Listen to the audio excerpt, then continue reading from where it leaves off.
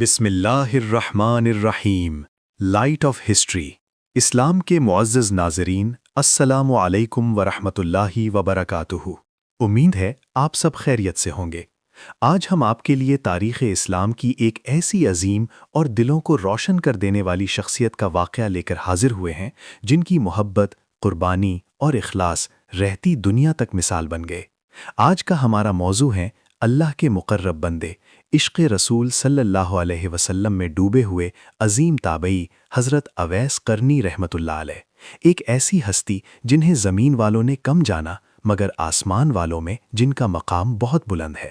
آئیے دلوں کو نرم کرنے والا اور ایمان کو تازہ کرنے والا یہ واقعہ سنتے ہیں۔ حضرت اویس قرنی رحمۃ اللہ علیہ کی زندگی کا یہ واقعہ عشق رسول صلی اللہ علیہ وسلم، والدین کی اطاعت اور اخلاص نیت کا وہ حسین سنگم ہے جو ہر مسلمان کے لیے مشعل راہ ہے۔ حضرت اویس بن عامر قرنی رحمۃ اللہ علیہ کا تعلق یمن کے قبیلے بنو مراد کی شاخ قرن سے تھا۔ آپ رحمۃ اللہ علیہ عہد نبوی میں موجود تھے اور دل میں عشق رسول صلی اللہ علیہ وسلم کی تڑپ بھی رکھتے تھے، لیکن اپنی بوڑھی، نابینا اور معذور والدہ کی خدمت کی وجہ سے کبھی مدینہ منورہ حاضر نہ ہو سکے، اسی لیے آپ صحابی نہیں بلکہ خیر التابعین کہلائے۔ نبی کریم صلی اللہ علیہ وسلم نے اپنی ظاہری زندگی میں حضرت عمر فاروق رضی اللہ عنہ اور حضرت علی رضی اللہ عنہ کو وصیت فرمائی تھی کہ یمن سے ایک شخص آئے گا جس کا نام اویس ہوگا، وہ درمیانہ قد کا ہوگا، اس کے جسم پر برس کا ایک سفید نشان ہوگا جو اللہ کے حکم سے مٹ چکا ہوگا اور صرف 1 درہم کے برابر باقی رہ گیا ہوگا۔ آپ صلی اللہ علیہ وسلم نے فرمایا کہ اویس اپنی ماں کا اس قدر فرما بردار ہے کہ اگر وہ کسی بات پر اللہ کی قسم کھا لے تو اللہ اس کی قسم کو ضرور پورا فرماتا ہے، لہٰذا جب تم اس سے ملو تو اس سے اپنے لیے دعائے مغفرت کروانا۔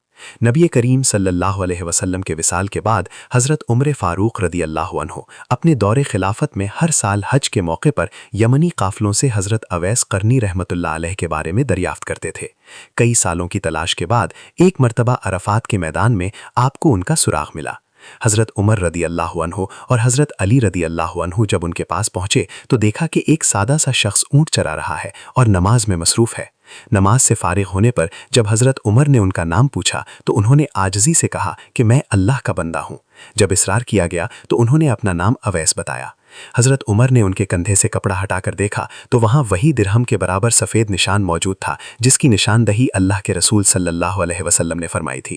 وقت کے عظیم خلیفہ ہونے کے باوجود حضرت عمر نے ان سے عرض کیا کہ اللہ کے نبی صلی اللہ علیہ وسلم نے ہمیں حکم دیا تھا کہ ہم آپ سے ملیں تو آپ سے اپنے لیے بخشش کی دعا کروائیں۔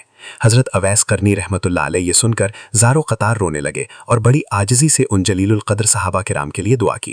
جب حضرت عمر نے ان کی مالی مدد کرنا چاہی اور کوفہ کے گورنر کے نام سفارشی خط لکھنا چاہا تو حضرت اویس قرنی رحمۃ اللہ علیہ نے بڑے ادب سے منع کر دیا اور فرمایا کہ امیر المومنین، مجھے لوگوں کی نظروں سے دور فقر اور گمنامی میں رہ کر اللہ کی بندگی کرنا زیادہ پسند ہے۔ حضرت اویس قرنی رحمۃ اللہ علیہ نے اپنی پوری زندگی شہرت سے بچ کر اور دنیاوی آسائشوں کو ٹھکرا کر گزاری۔ یہ واقعہ ہمیں سکھاتا ہے کہ اللہ کے ہاں مقام و مرتبہ ظاہری شان و شوکت یا شہرت سے نہیں بلکہ نیت کے اخلاص، والدین کی خدمت اور اللہ کی پوشیدہ بندگی سے ملتا ہے۔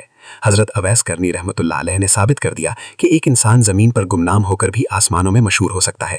اگر آپ کو یہ واقعہ پسند آیا ہو تو ویڈیو کو لائک کریں، چینل کو سبسکرائب کریں اور گھنٹی کے بٹن کو دبائیں تاکہ آئندہ آنے والی نئی معلوماتی ویڈیوز آپ تک پہنچتی رہیں اور اس پیغام کو زیادہ سے زیادہ دنیا تک پہنچائیں۔ جزاکم اللہ خیرن، والسلام علیکم ورحمۃ اللہ وبرکاتہ۔